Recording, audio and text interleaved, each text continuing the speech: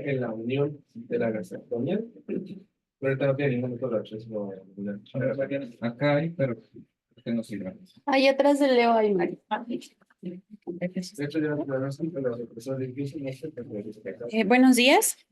Vamos a dar inicio. El tema que corresponde el día de hoy es neoplasia endocrina múltiple. Mi nombre es Deyanira Álvarez Camargo, residente de tercer año de medicina interna. Como introducción, la neoplasia endocrina múltiple es un conjunto de síndromes que se caracterizan por la predisposición a tumores que pueden ser sincrónicos o metacrónicos en dos o más glándulas endocrinas. Su manifestación clínica suele ser por la sobreproducción de las hormonas que correspondan a cada glándula o bien por el tamaño del tumor. Para realizar el diagnóstico existen criterios clínicos, familiares y genéticos. En general, para todos los tipos de neoplasia endocrina múltiple, el clínico correspondería a hacer el diagnóstico con dos o más tumores asociados a neoplasia endocrina múltiple con su respectivo tipo.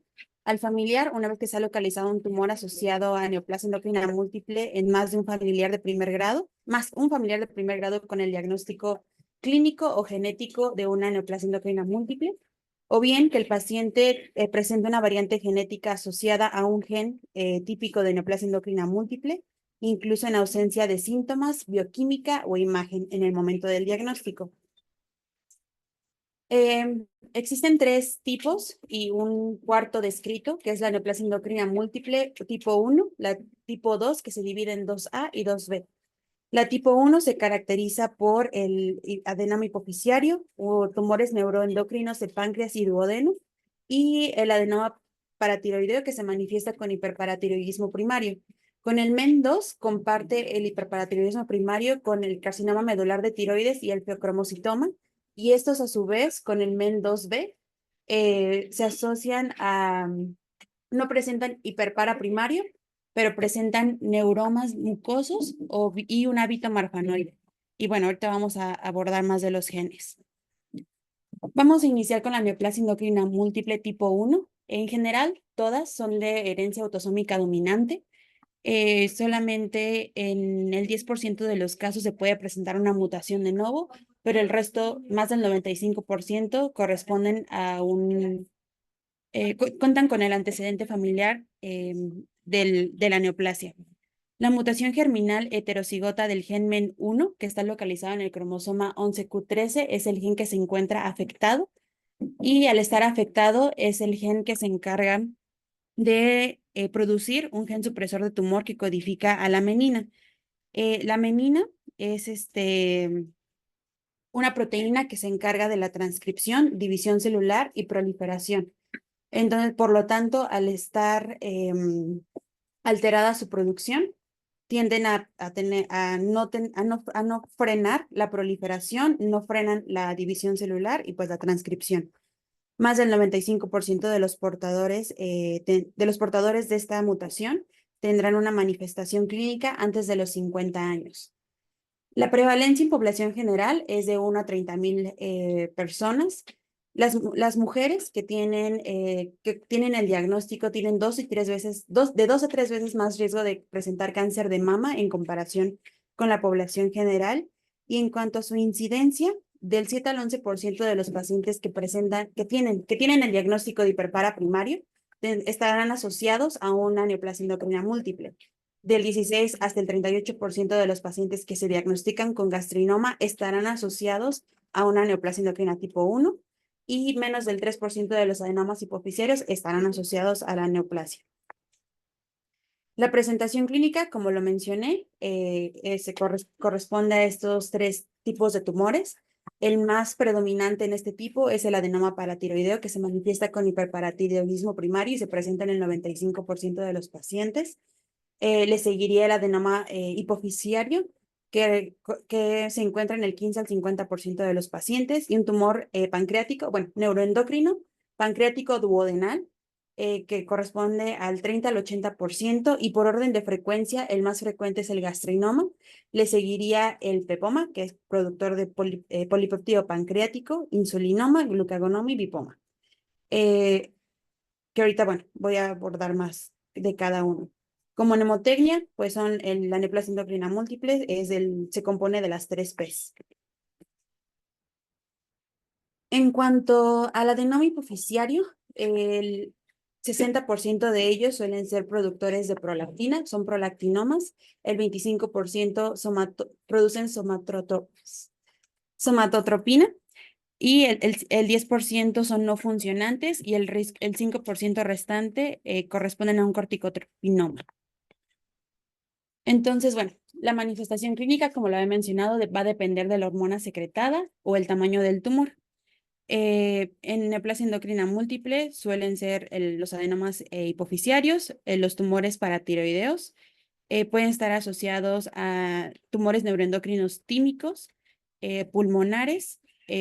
Como mencioné, tienden a tener, las mujeres que tienen el diagnóstico tienden a tener mayor riesgo de presentar cáncer de mama. Pueden estar asociados a tumores adrenales, a los tumores neuroendocrinos gástricos. Presentan lesiones dérmicas, que son los colagenomas, angiofibromas y, las los neuroendocrinos de duodeno y páncreas. Voy a empezar a hablar del hiperparatiroidismo primario. El 18% de los pacientes que tienen el diagnóstico de hiperparatiroidismo primario tendrán el diagnóstico de una neoplasia endocrina múltiple tipo 1. Es la presentación clínica más frecuente. Como mencioné, el 95% de los pacientes tendrán hiperpara primario. La hipercalcemia suele ser la manifestación clínica inicial más común y, corresponde a una enfermedad multiglandular, asimétrica y asincrónica, a diferencia del hiperparatiroidismo primario esporádico. Suelen manifestarse con osteopenia, urolitiasis y enfermedad renal crónica. Este es importante mencionar que para neoplasia endocrina múltiple tipo 1, el hiperpara primario suele ser sintomático, a diferencia en la neoplasia endocrina múltiple tipo 2A.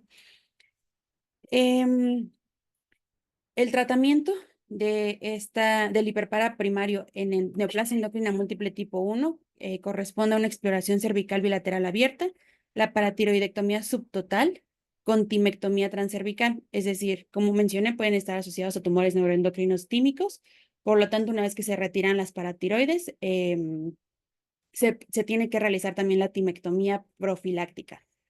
En este caso, la paratiroidectomía es subtotal, corresponde al retiro de 3,5 glándulas o bien las 4 glándulas y con implante en el brazo para que no queden con complicaciones. El objetivo del tratamiento, que es el quirúrgico, es eucalcemia, disminuir la persistencia y recurrencia de la enfermedad y prevenir un hipoparatiroidismo postquirúrgico.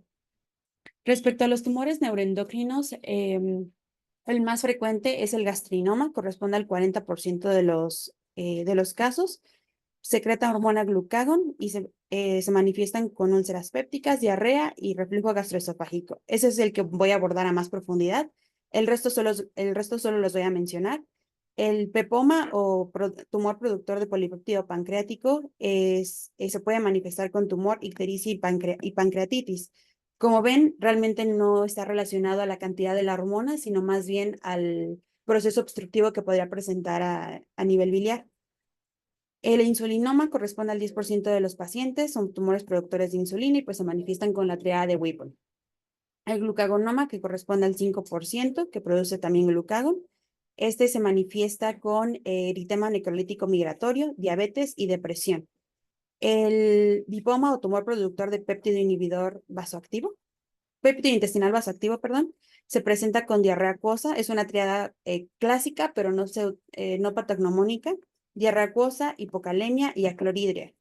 Y el somatostatinoma, que corresponde al menos del 2% de todos los tumores neuroendocrinos que produce somatostatina, se presenta con diarrea, diabetes, hipocloridria y colelitiasis. Bueno, en el tumor que voy a abordar, voy a profundizar más, es el gastrinoma. El 20% de los pacientes que tienen el diagnóstico de un gastrinoma tendrán neoplasia endocrina múltiple tipo 1 y estamos obligados a que a todo paciente que le hace el diagnóstico de gastrinoma se descarte la mutación genética que pueda predisponer a neoplasia endocrina múltiple tipo 1. Es un tumor secretor de gastrina. Puede estar localizado en la cabeza de páncreas y duodeno. Se describe que está localizado en el triángulo de Pázaro, que está delimitado por la unión del colédoco cístico, de la segunda y tercera porción del duodeno y, y la unión de cabeza y cuello de páncreas. El 70% de todos los tumores de gastrinoma se presentarán en el duodeno y el 30% restante en páncreas. Se manifiestan con el síndrome de Zollinger-Ellison, que es la presencia es una triada, la presencia del tumor neuroendocrino, una hipersecreción gástrica, tumor neuroendocrino que produce gastrina, la hipersecreción ácida gástrica y pues la enfermedad úlcera péptica. Clínicamente está la triada de Gibril, que se presenta con dolor abdominal, diarrea y pérdida de peso. El diagnóstico definitivo se hace con una gastrina sérica en ayuno de más de 1000 picogramos mililitro, con un valor de pHimetría de 2 o menos. Existe el punto de corte de más de 1000, diagnóstico, menos de 110, se descarta el diagnóstico y si hay un punto medio de valor, se puede realizar la prueba de secretina. El tratamiento pues es médico con IVPs, octreotide y lanreotide. El tratamiento definitivo pues es la resección quirúrgica. El tratamiento previo es puente a la resección quirúrgica y en caso de que sea resecable, únicamente será tratamiento sintomático, quimioterapia o radioterapia en su caso. Perdón, no la quito. Respecto al adenoma hipoficiario, se presenta habitualmente en mujeres de 40 años de edad. El prolactinoma es el adenoma hipoficiario más prevalente. Se presenta con amenorrea, ovulación, infertilidad, galactorrea o bien síndromes compresivos. Se hace la sospecha diagnóstica con una prolactina de más de 15 nanogramos por mililitro y el tratamiento puente es la cabergolina y bien el definitivo es la resección transesfenoidal. Como había mencionado al principio, tiene otras manifestaciones clínicas que puede estar relacionado a carcinoide gástrico hasta en el 35% de los casos, carcinoide bronquial o tímico en menos del 8% de los casos, los adenomas adrenales en hasta el 36% de los casos, clínicamente por los angiofibromas y colagenomas. Son bastante frecuentes en estos pacientes y pueden estar también asociados lipomas y meningiomas. Respecto al diagnóstico de neoplasia endocrina múltiple, podemos hacer el diagnóstico clínico, es decir, identificar por lo menos 2 de 3 de los tumores asociados a la neoplasia sin confirmación genética. Se puede realizar también el diagnóstico familiar, que es al identificar un tumor asociado a neoplasia endocrina múltiple, más un familiar de primer grado que tenga el diagnóstico ya sea clínico, la identificación de 2 de 3, o genético. Y el diagnóstico genético es identificar la mutación del gen MEN1. La mutación puede no identificarse hasta en el 5 al 10% de los pacientes con un diagnóstico clínico o familiar. Y pues corresponde al que mencionaba, las mutaciones, no, eso, las mutaciones de nuevo también son otra cosa, pero bueno. Entonces, bueno, fui mencionando cómo en qué caso se sugiere la evaluación genética de los pacientes. Se sugiere en los pacientes en los que se encontraron 2 de 3 de los tumores.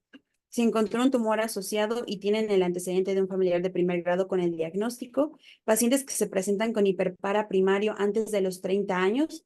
Es la edad de presentación habitual, a diferencia del hiperpara esporádico que se presenta hasta después de los 50 años. Pacientes que se presentan con hiperplasia o adenoma paratiroideo antes de los 40 años, hiperpara primario multiglandular de por lo menos de 3 de las 4 paratiroides, a diferencia del esporádico que suele presentarse como un adenoma único o hiperplasia de una sola glándula paratiroide. Y pacientes que tienen el diagnóstico de un gastrinoma u otro tumor neuroendocrino multifocal a cualquier edad, un tumor neuroendocrino que se diagnostica antes de los 40 años y si se identifica neuroendocrino bronquial o tímico. La mortalidad sin tratamiento es alta. Hasta el 50% de los pacientes tienden a morir antes de los 50 años de edad sin tratamiento. Por lo tanto, el seguimiento o el screening de los pacientes con gastrinoma, que es el tumor más frecuente, se hace a partir de los 20 años en pacientes que se conocen con un familiar de primer grado con neoplasia endocrina múltiple, o bien que se les encontró otro tipo de tumor asociado a la neoplasia. Entonces, a partir de los 20 años, se inicia el screening, se hace con gastrina más menos pH gástrico anualmente y una endoscopía cada 3 años. Para el insulinoma, a partir de los 5 años, con glucosa, insulina, no requiere estudio de imagen. Para el adenoma hipoficiario, también a partir de los 5 años, con prolactina e IGF-4 y una resonancia magnética cada 3 años. Y, perdón, me brinqué, el paratiroideo se inicia a partir de los 8 años con calcio, hormona paratiroidea y tampoco requiere estudio de imagen. Más adelante abordaré por qué. Bueno, respecto a neoplasia endocrina múltiple tipo 2, también es de herencia autosómica dominante. La Bueno, prevalencia. hasta aquí no sé con la neoplasia endocrina tipo 1, ¿alguna duda?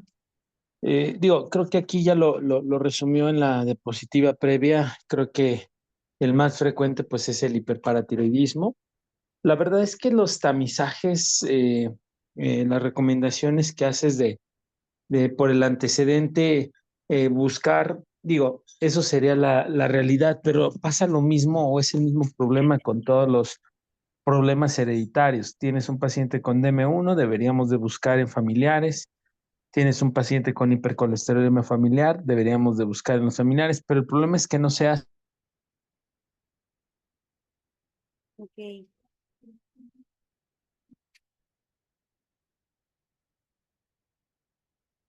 ¿Se perdió? Ya no te oímos, amigo.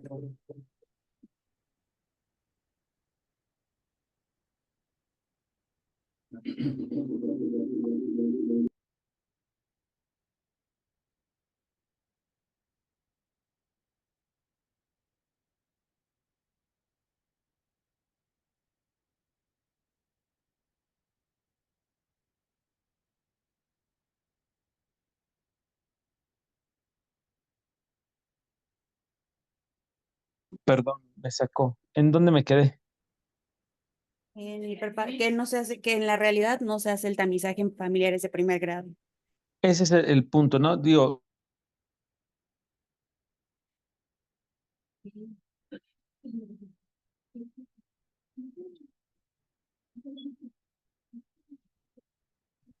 Otra vez, creo.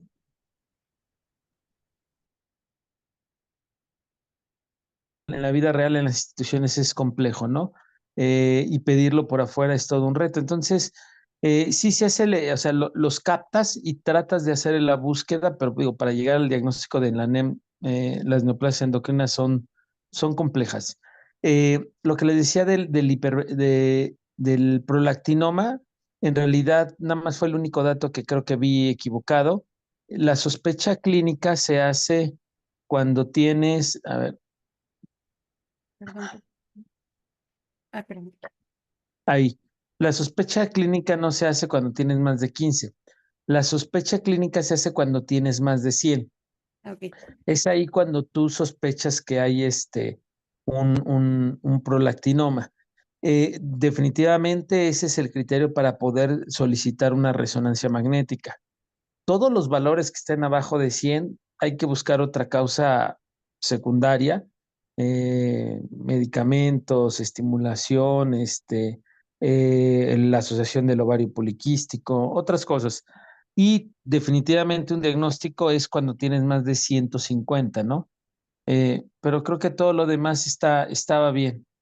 En el caso del insulinoma, pues es muy característico. Son pacientes generalmente más grandes, aunque la presentación de las neoplasias endócrinas múltiples pueden ser más tempranas. Eh, Generalmente aquí, el dato importante es que cuando ustedes vayan a hacer la prueba del estándar de oro, que es con la prueba de ayuno de 72 horas, L- prácticamente el 70-80% de los pacientes te hace la hipoglucemia en las primeras 24 horas. Solamente un 20 por ciento te lo va a hacer en las siguientes 24, o sea, de las 24 a las 48 horas. Es muy difícil que un prolactinoma te aguante 72 horas sin haber hecho la hipoglucemia, ¿no? O sea, definitivamente no. Y pues creo que sería todo. Creo que el reto en donde a veces como endocrinólogos fallamos es en la sospecha del gastrinoma, porque pues son pacientes que cuando ves en la práctica del día a día es el paciente que tiene el problema de la gastritis. Yo creo que ustedes no tengan, o sea, no vayan a perder esa sospecha diagnóstica que caracteriza al paciente, al médico internista. Pues nada más, sería esos mis comentarios. Ok, gracias, Doc. Igual, y no sé, valdría la pena mencionar, olvidé, en la endoscopía suelen ser úlceras gástricas múltiples y de localizaciones atípicas. Incluso se suelen localizar hasta yeyuno cuando se extienden un poco más la panendos.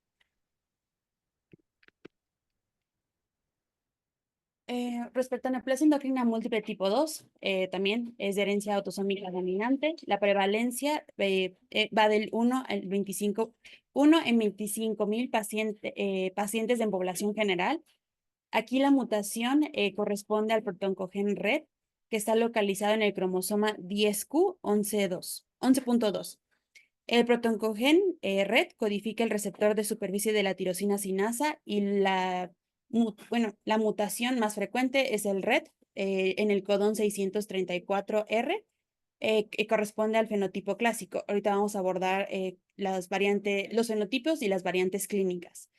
Em, la mutación en el protoncogen RED, que codifica el receptor de tirosina sinasa, lo que hace es una ganancia de función.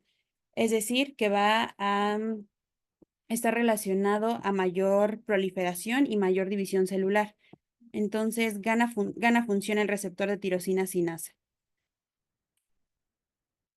La presentación clínica, en este caso, el 95% de los pacientes se presentarán con carcinoma medular de tiroides, el 50% con feocromocitoma y hasta el 30% con hiperparatiroidismo primario.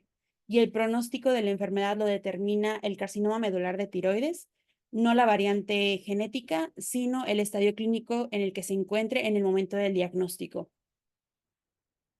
En cuanto a las manifestaciones clínicas, hay variantes clínicas de la neoplasia endocrina tipo 2A. La clásica, que es la que se presenta entre los 40 y 50 años de edad. El carcinoma medular de tiroides familiar, que suele ser, que se presenta sin hiperpara primario ni con feocromocitoma o tienden a ser esporádicos y se presentan a una edad más temprana, antes de los 30 años, de 30 a 50 años de edad. Hay otras variantes que se presentan como líquen amiloidótico cutáneos en el 10% de los casos, que es como se presenta en la imagen, que son lesiones hiperqueratósicas, que suelen ser descamadas, hiperpigmentadas y, y que se suelen localizar en placas. Hay otros casos que se presentan como enfermedad de Hirschsprung en el 7%, y esto consiste en la ausencia de células ganglionares autonómicas en el tracto gastrointestinal. El carcinoma medular de tiroides se presenta habitualmente como un tumor tiroideo o bien exceso de calcitonina. El exceso de calcitonina lo que puede dar es diarrea y eritema. El feocromocitoma suele ser en algunos casos asintomático o bien presentarse con una tríada clásica que es la de palpitaciones, cefalea y diaforesis, y algunos pacientes o la mayoría con hipertensión. En el feocromocitoma relacionado a neoplasia endocrina múltiple tipo 2A, suelen ser tumores bilaterales o bien un unilateral, pero se presentará un contralateral en 10 años, a diferencia del feocromocitoma esporádico, que suele ser unilateral y pues sin recurrencia. Respecto al hiperparatiroidismo primario, en este caso, suele ser asintomático y únicamente en los casos en los que sí presente síntomas, pues se presentará con nefrolitiasis, osteoporosis o fatiga. Em, Respecto al carcinoma medular de tiroides, el 20% de los pacientes que tienen, que se diagnostican con carcinoma medular de tiroides tendrán el diagnóstico de una neoplasia endocrina múltiple 2A. Por lo tanto, estamos obligados a hacer el diagnóstico de escrutinio para gangliomas y para hiperpara primario. El carcinoma medular de tiroides es un tumor de células parafoliculares o células C. Son de origen neuroectodérmico, por lo tanto, se considera un tumor neuroendocrino y no forma parte de la clasificación del normal de los cánceres de tiroides. Suele ser una enfermedad agresiva, bilateral y multifocal. Habitualmente al diagnóstico suele ya tener ganglios cervicales, mediastinales, y en otros casos las metástasis se suelen dar a pulmón, hígado y hueso. En este caso, la American Thyroid Association tiene una clasificación de acuerdo a las mutaciones genéticas que las clasifican en moderado riesgo, alto riesgo y muy alto riesgo, con base en cuál es la mutación que se tiene. Por lo tanto, en todos los pacientes con carcinoma medular de tiroides se tendrá que hacer el diagnóstico genético. Corresponden a cómo se va a hacer el seguimiento. Obviamente, si los pacientes de moderado riesgo, que tienen una mutación de moderado riesgo, que no tienen en el momento ni ganglios ni metástasis a distancia, se podrá hacer el seguimiento con vigilancia con ultrasonido cervical y una calcitonina anual. Sin embargo, una vez que se tenga en este seguimiento una calcitonina mayor de 500, suele ser ya diagnóstico de una enfermedad metastásica. En pacientes que tengan mutaciones de alto riesgo, muy alto riesgo, estará indicada la tiroidectomía total profiláctica. Entonces, corresponde a las células parafoliculares, son de origen neuroectodérmico, producen calcitonina y es el que se utilizará para el seguimiento de los pacientes. Como mencioné acá, podría ser diagnóstico, pero se utiliza más en el seguimiento de los pacientes que se someten a tiroidectomía total. Y y se mide conforme, si va aumentando la producción de calcitonina, puede ser una recurrencia de la enfermedad. Y otro marcador que también se utiliza es el antígeno carcinoembrionario. En este caso, los pacientes se tendrá que realizar el estudio con calcio sérico, hormona paratiroidea, metanefrinas plasmáticas e imagen de abdomen. El tratamiento temprano, como lo mencioné, es la tiroidectomía total con disección cervical central profiláctica. El seguimiento con ultrasonido y calcitonina, ya será a criterio médico, pero al menos lo que encontré es que una vez hecho el diagnóstico, lo más recomendado es la tiroidectomía total. El diagnóstico se suele hacer en pacientes de hasta 10 a 20 años de edad. Entonces, solamente hay que sopesar el riesgo de complicaciones, que son las más frecuentes, la lesión del nervio laríngeo recurrente y el hipoparatiroidismo, que será permanente. Una vez que ya se sometieron a tiroidectomía total, la vigilancia se hará con calcitonina y antígeno carcinoembrionario, inicialmente 3 meses después de la cirugía y a partir de ahí cada 6 meses por un año y después anualmente. El ultrasonido cervical se tendrá que hacer cada 6 meses. Igual, si se encuentra un valor de procalcitonina en aumento, no hay un punto de corte, sino que se encuentre en aumento respecto a nuestro basal, pues se tendrá que hacer otra intervención, el ultrasonido, un estudio de imagen de extensión, etcétera. El tratamiento sistémico corresponde a los inhibidores de tirosina sinasa para disminuir la ganancia de función que tiene este receptor y el que describen más para carcinoma medular de tiroides es el vandetanib. Y bueno, todos los pacientes deberán someterse a evaluación genética.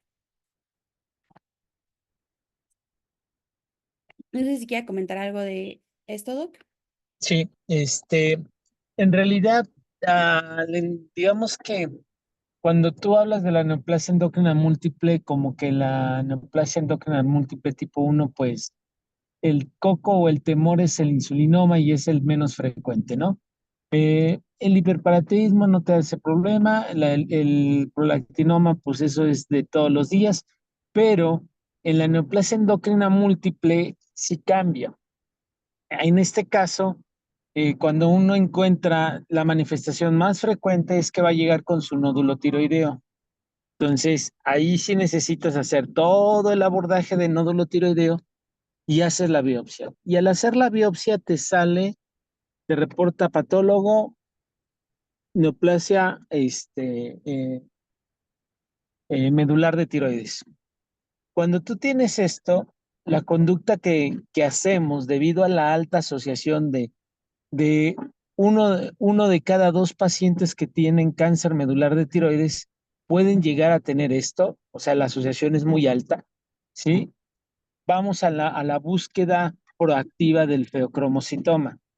Entonces, una vez que tenemos esta situación, digo, vemos el seguimiento, como bien mencionas, de la calcitonina y todo este rollo, eh, incluso antes de decidir tratamiento quirúrgico, tenemos esta asociación muy fuerte con el feocromocitoma y entonces hacemos su tomografía, bueno, hacemos la tomografía, hacemos las metanefrinas, preparamos siempre a los pacientes, pero la característica de estos eh, feocromocitomas es el paciente pareciera como los Cushing cíclicos, o sea, no hacen las crisis hipertensivas, no van a encontrar esa triada clásica del feocromocitoma que te dice palpitaciones, cefalea, diaforesis asociada a la crisis hipertensiva o a la hipertensión.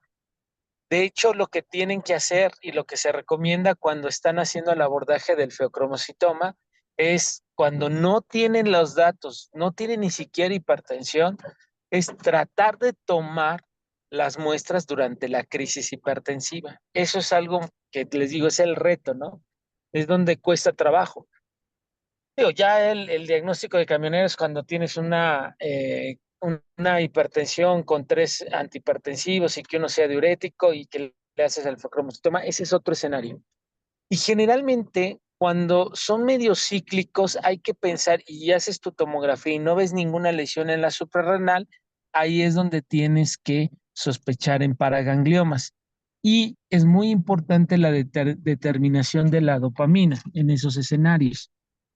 Eh, Quédense con esa idea. Si no van a haber muchos medulares de tiroides, yo creo que debo de haber en toda estos 15 años que tengo de endocrinólogo, a lo mejor he visto 10 medulares de tiroides y sí hemos visto la asociación rápido con una neoplasia endocrina múltiple. Pero la recomendación es, ven un medular, vayan a buscar de manera proactiva porque no van a tener la crisis hipertensiva clásica que nos enseñan, vayan de manera proactiva a buscar los feos o los paragangliomas, ¿no? Esto es muy importante. Sí, lo olvidé mencionar, es cierto, la búsqueda proactiva, porque antes de la tiroidectomía total, primero se tiene que retirar el feocromocitoma. Es correcto. Entonces, el feocromocitoma se suele diagnosticar entre los 20 y 40 años de edad. La localización, a diferencia del feocromocitoma esporádico, es que suele ser bilateral, sincrónico o metacrónico. Como lo mencioné, unilateral y en 10 años se presenta contralateral. Suele ser multifocal o extraadrenal. Es muy común en neoplasia endocrina múltiple la presentación de paragangliomas. Em, se inicia la vigilancia activa a partir de los 20 años de edad en pacientes que tengan el antecedente de un carcinoma medular de tiroides o que tengan un familiar de primer grado con el diagnóstico de neoplasia endocrina múltiple tipo 2A con metanefrinas plasmáticas o bien si no se encuentran, que son las más sensibles, y si no se encuentran disponibles se puede realizar la determinación de catecolaminas en orina de 24 horas. El tratamiento del feocromocitoma suele ser la adrenalectomía unilateral y la bilateral está reservada únicamente para casos muy sintomáticos o que se vayan a someter a tiroidectomía total. En cuanto al seguimiento, es lo que les mencionaba, la American Thyroid Association propone una estratificación del riesgo de acuerdo a las mutaciones que presente en muy alto riesgo y moderado riesgo. Para todos los pacientes con alto y muy alto riesgo para feocromocitoma se tendrá que hacer el escrutinio a partir de los 8 años de edad y anualmente. Para moderado riesgo a partir de los 20 años de edad y anualmente. En el caso de hiperpara primario no está recomendado en muy alto riesgo. Suele ser, y no se suele recomendar porque primero se encuentra o el carcinoma medular de tiroides o el FEO. Y pues una vez que se someten a tiroidectomía, bueno, se suelen llevar también las paratiroides. En los casos de alto riesgo, a partir de los 8 años de edad y anualmente, y moderado riesgo, igual, 20 años y anualmente. En los pacientes que se encuentran, bueno, que se les hace el escrutinio para carcinoma medular de tiroides, es específico porque se tienen que someter a cirugía profiláctica. Pacientes que se encuentran con muy alto riesgo, que tienen un familiar de primer grado con el diagnóstico se busca genéticamente y tienen una mutación de muy alto riesgo, se deberán someter a cirugía profiláctica antes del año de edad, para los de alto riesgo antes de los 5 años de edad, y para mutaciones de moderado riesgo se puede postergar después de los 5 años si después de un seguimiento anual la calcitonina sérica se mantiene normal y el ultrasonido cervical también está normal. Eso es bien importante. Ya que haces el diagnóstico de la NEM2A, te le pegas a los hijos, o sea, esos, digo, no son tan frecuentes, te le pegas a los hijos y se hace la recomendación de la tiroidectomía. Esto es una realidad. El problema es que los papás no quieren, o sea, es que no tienen nada y no quieren y no quieren. Digo, de esos pacientes, digo, y son, les digo míos de que yo biopsié los diagnostiqué, y de los tres ninguno quiso hacerse la tiroidectomía. Es que no, ahorita no aceptan que pueda pasar algo, y como se hacen diagnósticos y el pronóstico en términos generales, aunque sea medular, no está tan malo. Ahora con estos inhibidores de la tirosina sinasa que se utilizan para los que son metastásicos y todo esto, parece ser que no, o sea, no sé qué les pasa a los pacientes, pero es difícil, ¿eh? Pero quédense con que es mejor hacer la tiroidectomía como una opción, no puedo decir, pues sería preventiva, ¿no? Es el término correcto, preventiva para ese niño. Ok, sí. Perdón, aquí me faltó B. Respecto a neoplasia endocrina múltiple tipo 2B, igual es de herencia autosómica dominante, suele ser menos frecuente, su prevalencia es de 0.2 en 100,000 personas, población general. Sin embargo, su evolución tiende a ser más agresiva porque es de inicio temprano, entre los 10 y los 20 años. La manifestación clínica inicial es el carcinoma medular de tiroides y en este caso, la diferencia es que la mutación se encuentra en M918T y hasta el 50% de los casos podrían presentarse con una mutación de novo. La presentación clínica es el carcinoma medular de tiroides en el 95% de los casos, feocromocitoma en el 50%, como en 2A, La diferencia es que aquí no va a haber hiperpara primario, sino la presentación será con un hábito corporal marfanoide, sin ser marfan, y se presentan con los neuromas mucosos. Entonces, las manifestaciones clínicas será el hábito corporal marfanoide, que son pacientes de cara delgada, pie cabo, pectus excavatum, escoliosis, párpados gruesos con eversión. En pacientes que se les hizo, bueno, que ya se hizo el escrutinio, no es marfan, no tiene alteraciones aórticas, no hay ectopia del cristalino. Más bien se presentan con otras asociaciones que son los neuromas mucosos, o bien estos pacientes, bueno, neuromas mucosos de forma estética, o bien la ganglioneuromatosis, que sí suele ser sintomática, da constipación o diarrea y puede comportarse como un pseudo Hirschsprung con megacolon. En los casos de neoplasia endocrina múltiple tipo 2 en general, la evaluación genética se recomendará en pacientes que cumplan con los criterios clínicos para el diagnóstico, es decir, que se presentan con al menos una de las neoplasias asociadas a neoplasia endocrina múltiple tipo 2, o bien, que se diagnostique el carcinoma medular de tiroides familiar, la variante clínica de la 2A, o bien que se confirme, se confirme o se sospeche de un diagnóstico de neoplasia endocrina múltiple 2B, que como mencioné es de comportamiento más agresivo porque se presenta en edades tempranas. Para cualquier paciente que tiene el diagnóstico de carcinoma medular de tiroides, ya que el del 5 al 10% de los pacientes que presentan este cáncer aparentemente esporádico tendrán una mutación en el protoncogen RET subyacente, y todos los pacientes con paraganglioma fue cromocitoma y un familiar con una mutación patogénica ya conocida. Está descrito otro que solamente voy a mencionar, no encontré mucho al respecto. Es la neoplasia endocrina múltiple tipo 4. La empezaron a describir a partir del 2006 en pacientes que desarrollaban tumores asociados a NEM1, es decir, paratiroideos, anterior de hipófisis, con su asociación a tumores renales, adrenales y de órganos de la reproducción, o bien los paratiroideos y de hipófisis anterior asociados a insuficiencia ovárica primaria. El fenotipo más común es la neoplasia tiroidea y el adenoma hipofisiario.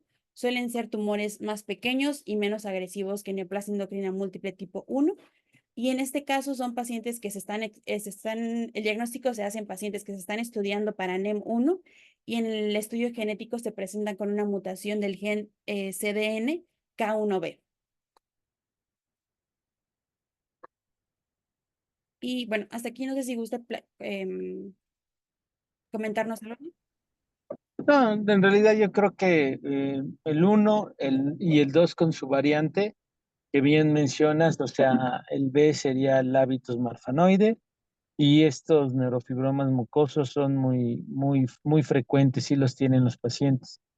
Este, mi conclusión sería que ustedes tienen una neoplasia por cáncer medular de tiroides, péguenle, o sea, péguensele al paciente y busquen esta asociación del feocromocitoma, ¿no? Que en realidad es el feo.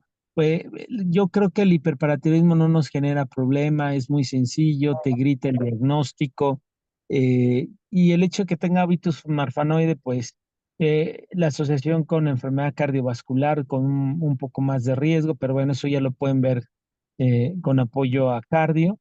Eh, eh, pues no, nada más eso, creo que es hacer el seguimiento. Y es muy cierto, después de 10 años posterior a haber localizado a veces un adenoma suprarrenal y hacer la resección, pueden generar el otro. Entonces, estos pacientes tienen que tener vigilancia de por vida prácticamente. Correcto, doc. Y bueno, traje un caso clínico.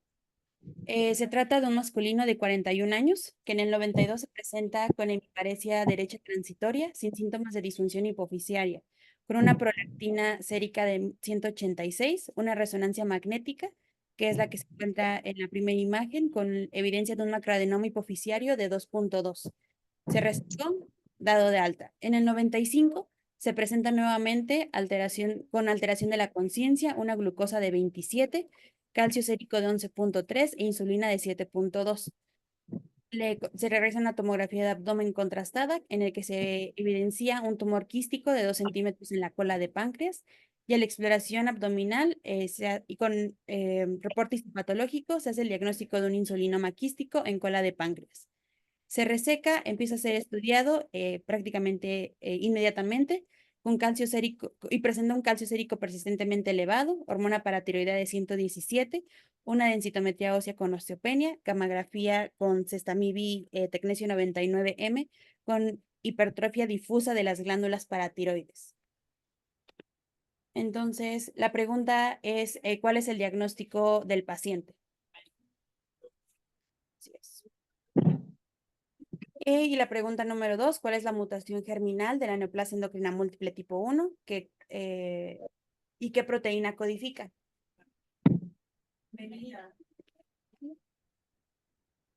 Y bueno, como conclusiones, mencionar que el pronóstico no depende de la variante patogénica, sino depende del estadio clínico que presente el diagnóstico, que presente el paciente al diagnóstico. Y pues la clave para todas las neoplasias endocrinas múltiples es el diagnóstico temprano. Ok, ¿puede regresar el caso clínico? Sí. Ok, así como perlas. O sea, cuando ustedes tengan un adenoma, o bueno, están sospechando en un adenoma y tiene, como les había comentado, más de 100 y solicitan la resonancia magnética, eh, ¿qué es lo más frecuente que haga, por ejemplo, qué tipo micro, macro es lo que quiero que me digan? Si es un Cushing, por ejemplo,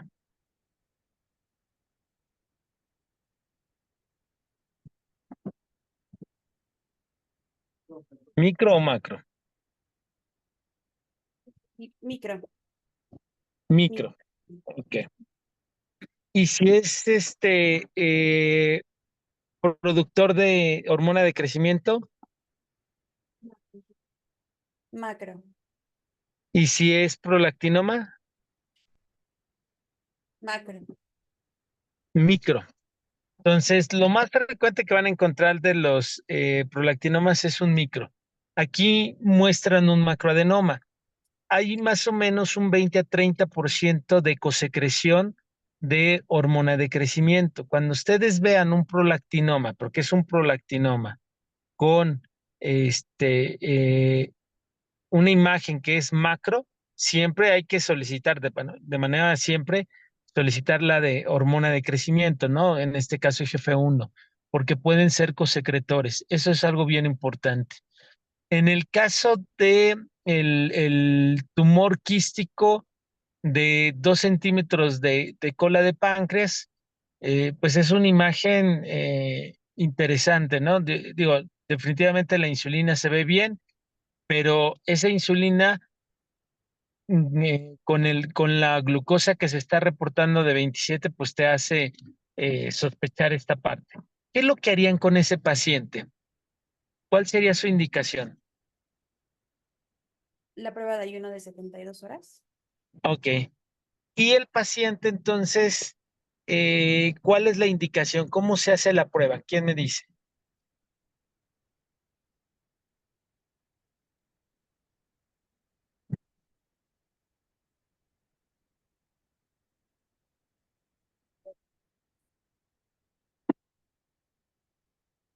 ¿No? Bueno, la prueba de ayuno, ustedes van a poner al paciente así, sin comer, y cada 6 horas es importante que ustedes estén tomando insulina, cortisol, glucosa, péptido C, hormona de crecimiento, cada 6 horas se va a estar tomando. Y cuando el paciente haga hipoglucemia, lo vuelven a tomar, ¿ok? Péptido C, insulina, cortisol, eh, este, eh, hormona de crecimiento, glucosa, y tomen un tubo adicional. el tubo adicional es para pedir determinación de sulfonilurea, ¿sí? En el momento de la hipoglucemia. Eso siempre va a ser importante. Obviamente aquí la insulina pues está muy alta. Digo, el péptido C te ayuda para ver si es exógena de la endógena, que eso es muy importante. Entonces, eso es la manera en que deben de tomar los tubos. No se les vaya a olvidar. Cada 6 horas van a estar haciéndolo así. Este, y en el caso de que ustedes encontraran una PTH elevada, no pidan luego el gamagrama con MIBI. Hay que solicitar la vitamina D. Si la vitamina D está baja, primero sustituyan la vitamina D, porque en muchas ocasiones, y me ha tocado, cuando hay unas deficiencias bien importantes de vitamina D y pues ya tiene una cronicidad importante, incluso una osteoporosis importante, le haces el Sestamibi y te pueden reportar como hiperplasia de paratiroides y madres, las meten a cirugía. Entonces hay que tener cuidado. La preparación es primero sustituir la vitamina D, ya que sustituyeron la vitamina D, entonces ya pueden solicitar el gamagrama. Nada más es eso para tenerlos bien preparados. De acuerdo. Gracias, Doc. ¿Alguna pregunta, comentario? ¿No? ¿Nadie tiene nada? No, amigo, todo bien. Muchas gracias. No, pues muchísimas gracias. Oye, Estamos. te paso a ver al rato, ¿no? Ok, claro. Órale. Bye, bye, bye.